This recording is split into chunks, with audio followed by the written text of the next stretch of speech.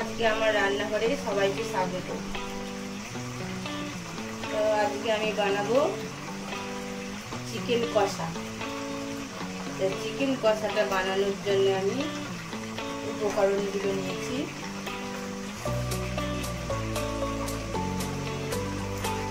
একটু হালকা ভেজে নেওয়া চিকেন 400 মতো, আর এই 4টে আলু দিয়েছি, কেন বাড়ির লোক একটু আলু পছন্দ করে। পেঁয়াজ গ্রেট করা, রসুন গ্রেট করা, আদা গ্রেট করা, টমেটো কুচি, আর নিয়েছি শুকনো লঙ্কা তেজপাতা, আর এখানে রয়েছে হলুদ গুঁড়ো, লঙ্কার গুঁড়ো,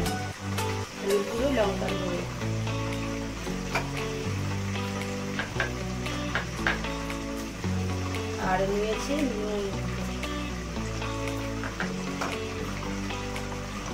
আর গরম মশলা,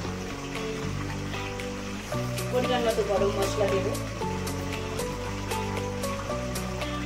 প্রথমে কি করবো, আমি আলুগুলো ভেজে নিচ্ছি। তো আলুটাকে আমি লাল লাল করে ভেজে নিয়েছি। একটু নুন, একটু হলুদ দিয়ে দিলাম। আলুটাকে এবার তুলে নেব।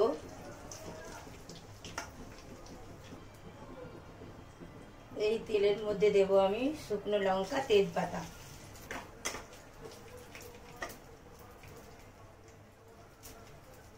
এবার দেব আমি পেঁয়াজ কুচি,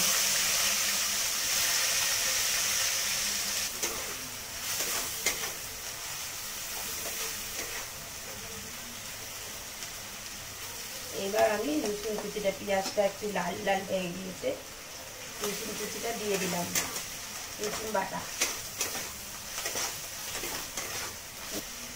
এর মধ্যে টমেটো দিয়ে দিলাম, আদাটাও দিয়ে দিলাম।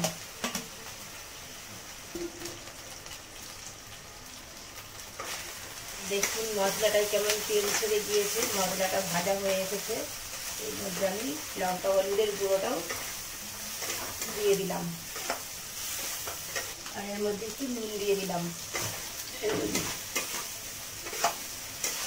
পরিমাণ মতো নুন দিলাম। দেখুন মশলাটা ভাজা হয়ে গিয়েছে। এবার এর মধ্যে আমি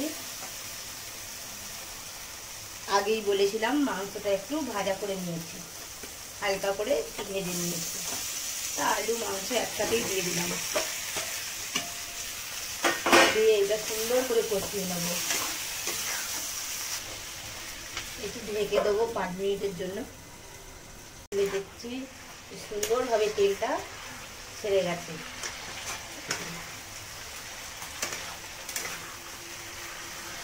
দেখুন বন্ধুরা, কত সুন্দর তেল ছেড়ে গেছে। মাংসটা কষা প্রায় হয়েই এসেছে। এবার এর মধ্যে একটু দেখে দিলাম চিকেন মশলা,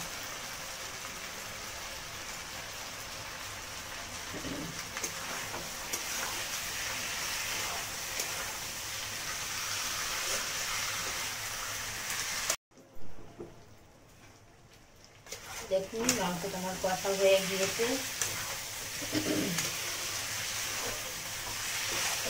অল্প করে একটু জল দিয়ে দেবো মশলা ধোয়াতে লঙ্কা।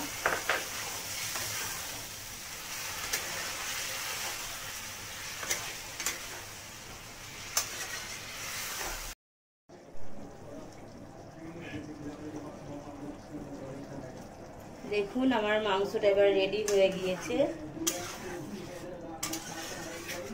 চিকেন কষা রেডি। এবার আমি নামিয়ে নেব, নামিয়ে সব খাওয়া হবে। এটা রাইস, ভাত সবের সাথেই ভালো লাগবে। রুটি বানিয়েছি আমি। কমেন্ট শেয়ার করবেন, সাবস্ক্রাইব করবেন। তো আজ রাত্রিতে রুটি বানিয়েছি, রুটির সাথে এই চিকেন কষা, এটা আজকে রাত্রিতে খাবার। ভালো থাকবেন, সুস্থ থাকবেন। রাধে রাধে।